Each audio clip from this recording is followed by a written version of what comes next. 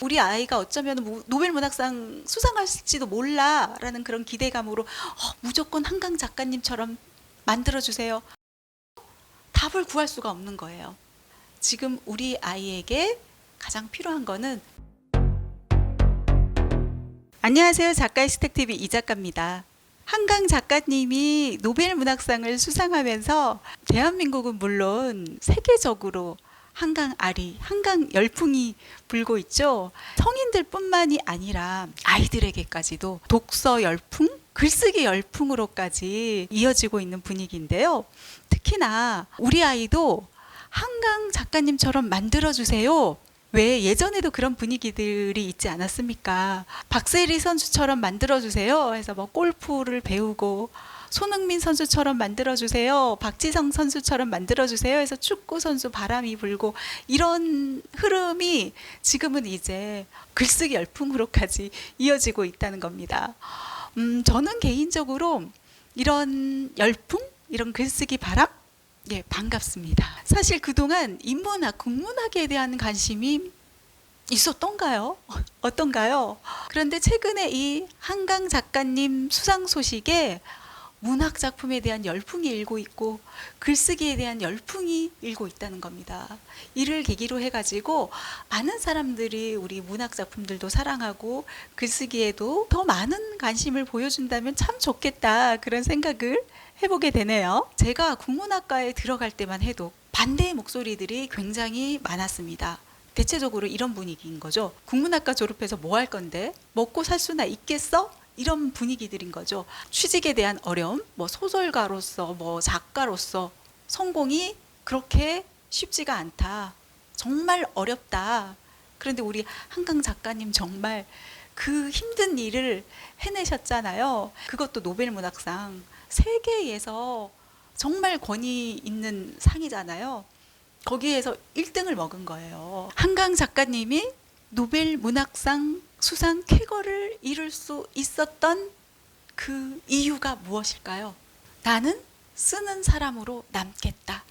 나는 쓰는 일을 해 나갈 거야 하는 그 의지와 그 성실함이 크게 작용을 하지 않았나 하는 그런 생각을 해봅니다. 한강 작가님의 여러 인터뷰 내용들을 이렇게 살펴보면은요, 이런 질문들을 많이 하십니다. 글 쓰는 거 어렵지 않나요? 한강 작가님은 글 쓰는 게 굉장히 재밌다고 해요. 집안 전체가 문학가 집안이잖아요. 그런 만큼 그런 영향도 받을 수밖에 없겠죠. 어쩌면 그 영향 덕에 자신이 가장 좋아하는 일, 잘하는 일을 빨리 찾을 수 있었지 않았나 하는 그런 생각이 들거든요. 그래서 좀 더 일찍 더 써나갈 수 있었을 것이고, 어떤 어려움에도 굴하지 않고 써나갈 수 있었지 않았나 하는 그런 생각이 듭니다. 지금 저희 아이 한강 작가님처럼 만들어주세요, 이런 바람이 불고 있다고 하잖아요. 저는요, 우리 아이가 어쩌면 노벨 문학상 수상할지도 몰라라는 그런 기대감으로 무조건 한강 작가님처럼 만들어주세요, 뭐 무조건 손흥민 선수처럼 만들어주세요, 무조건 박세리 선수처럼 만들어주세요, 이게 아니고요. 우리 부모님께서 정말 가지고 가셔야 할 가장 중요한 포인트는 무엇이냐 하면은, 우리 아이가 좋아하는 것, 잘하는 것을 빨리 찾아주는 거예요. 아이가 좋아하는 것을 찾아줘라. 그것을 발견하게끔 도와주시라는 겁니다. 그게 가장 중요하다는 겁니다. 자, 그 다음 아이가 좋아하는 거를 발견했단 말이에요. 글쓰기를 좋아해요, 쓰는 거를 좋아해요. 이렇게 발견했어요. 발견한 다음에 그 다음에 중요한 것은 무엇일까요? 저는 이렇게 생각합니다. 포기가 아닌 꾸준함의 힘을 가르쳐 주라. 저는 이 얘기를 여러분께 해드리고 싶습니다. 한강 작가님은 글 쓰는 거를 굉장히 좋아한다고 했어요. 재밌다는 거예요. 그래서 삶이 어려움이 있잖아요. 그 직장생활 하면서 이제 아무래도 먹고 살아야 되니까 직장생활 하면서도 쓰는 시간을 내지 못하더라도 막 한 걸음에 달려가지고 뭐 주말이든 새벽 시간이든 이용해서 쓰는 걸 멈추지 않았다고 합니다. 어려운 상황이 직면하더라도 포기하지 않고 멈추지 않고 꾸준히 쓰는 활동을 이어나갔다는 겁니다. 그리고 우리가 좋아하는 것 있잖아요. 잘해 나가는 것 있잖아요. 그것 또한 늘 좋을 수가 있을까요? 늘 고난의 시간을 맞닥뜨릴 수밖에 없습니다. 늘 어려움에 직면하기 마련입니다. 어떤 목표가 생겨나게 되잖아요. 내가 좋아하는 것에 대한 어떤 목표, 잘하는 것에 대한 어떤 목표가 있단 말이에요. 그 수준으로 머물고 싶지 않아요. 어떤 목표를 세우게 되고 달성하게 되고 그리고 항상 멈추지 않아요. 성장을 꿈꿔요. 다음 스텝이 있다는 거예요. 항상 그 다음 스텝이 있고 다음 스텝이 있고 그렇다 보니까 어떻겠어요? 어려울 수밖에 없다는 거예요. 항상 쉽지만은 않다는 거예요. 힘겹기 마련이라는 겁니다. 그래서 김연아 선수의 유명한 명언 있잖아요. 그냥 하지 뭐. 이 자세로 연습해 나갔다고 합니다. 하기 싫을 때도 좋아하는 것도 좋아한다고 해가지고 늘 좋아하는 마음이 드는 게 아니에요.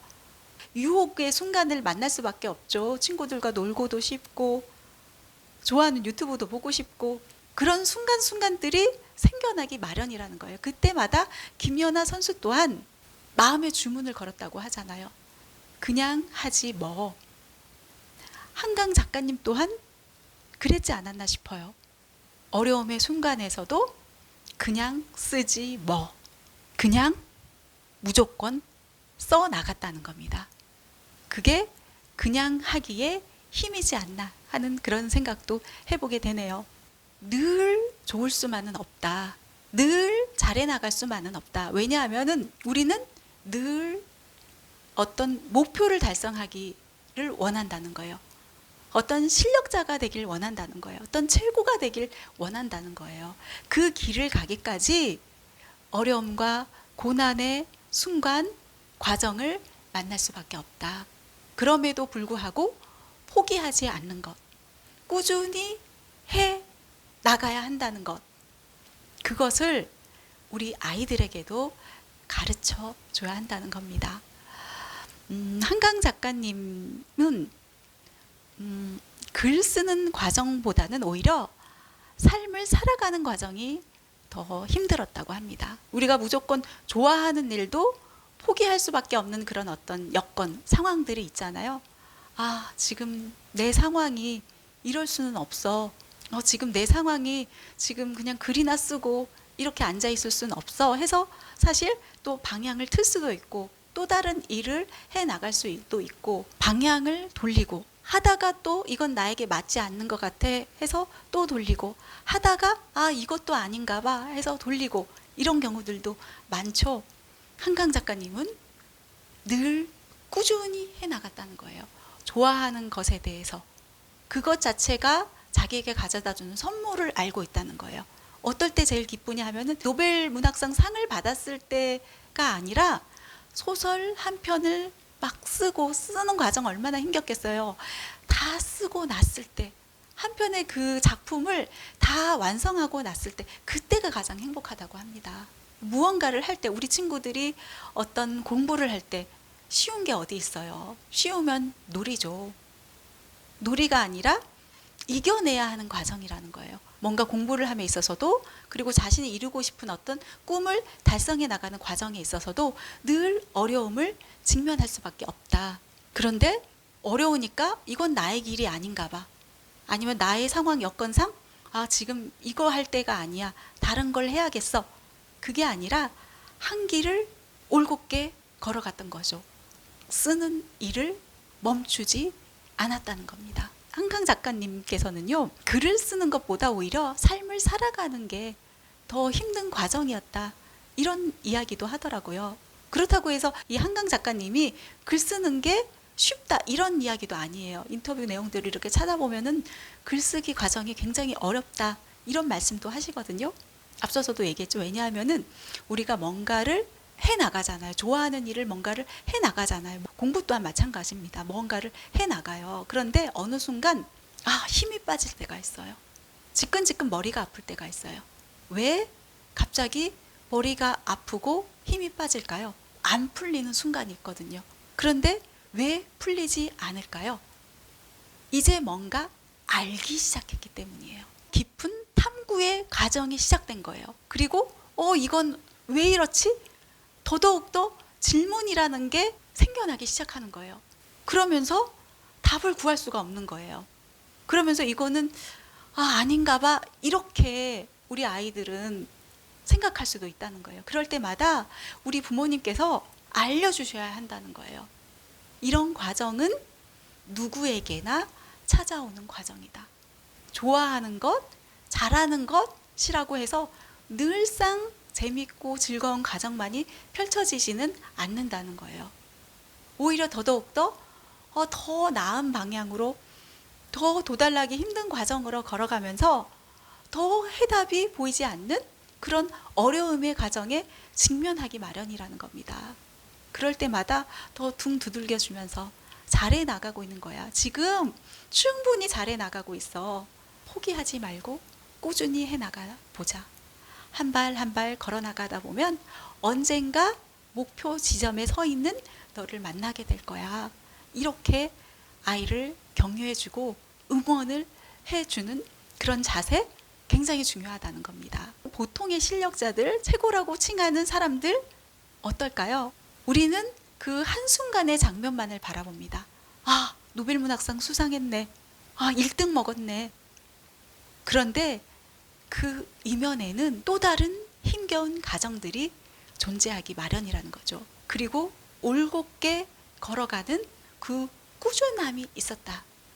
쉬운 예로 우리 친구들 왜 장난감, 유행하는 장난감 그거 사주면은 너무 좋아라 하고 신이 나고 해서 막 재밌게 가지고 놀다가 한순간에 슬증이 나고 지루해지고 가지고 안 놀겠다 하고서 이제 또 새로운 거 사달라, 이런 경우들 많이 있잖아요. 이런 것과 똑같은 거예요. 우리 친구가 뭔가를 배워나가요. 노래를 배워나가요. 글쓰기를 배워나가요. 운동을 배워나가요. 공부를 해나가요.